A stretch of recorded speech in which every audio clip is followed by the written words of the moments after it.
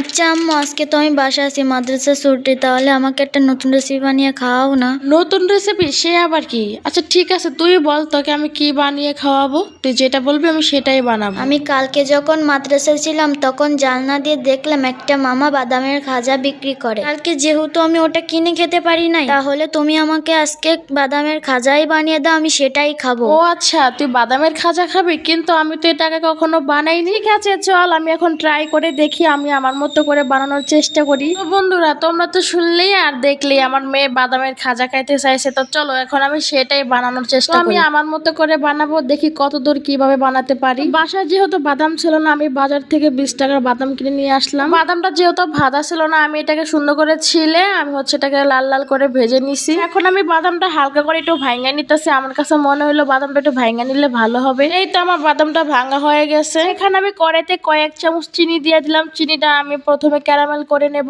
আম্মু, বাদামের খাজা কি বানানো হয়েছে? না, এখনো বানানো হয় নাই। কি করতেছো তুমি? এত দেরি হচ্ছে কেন? হ্যাঁ, একটু তাড়াতাড়ি বানাও না, এটা খেতে আমার খুবই ইচ্ছে করতেছে। আচ্ছা ঠিক আছে, এটা বানানো হয়ে গেলে আমি তোমাকে ডেকে নেবো, তুমি এখন এখান থেকে যাও। ঠিক আছে, মেয়ের সাথে কথা বলতে গিয়ে এক্ষুনি একটা দুর্ঘটনা ঘটে যাচ্ছিল। আমি একই করতেছি, তাড়াতাড়ি ক্যারামেলটা হয়ে গেছে। যদি ক্যারামেলটা পুড়ে যায় সেই জন্য বাদামটা দিয়ে তাড়াতাড়ি নামার থেকে কয়টা কিভাবে কায়দ হয়ে গেল, যদি নিচে পড়ে যেত তখন কি হতো। তো এই তো আমার বাদামের খাজাটা বানানো হয়ে গেছে। আশা করি আমার মেয়ের এটা খেতে ভালো লাগবে। যদিও এটা দোকানদার মামাদের মতো অতটা ভালো হয় নাই, কিন্তু আমি আমার মতো করে বানাই। এখন আমি মেয়েকে ডেকে দিব, ওইটাও খেয়ে দেখুক ওর কাছে কেমন লাগে। ঠিক আছে, আমি ওর কাছ থেকে পরে শুনে নিব। আগে আপনারা বলেন তো আজকের ভিডিওটি আপনাদের কাছে কেমন লাগলো।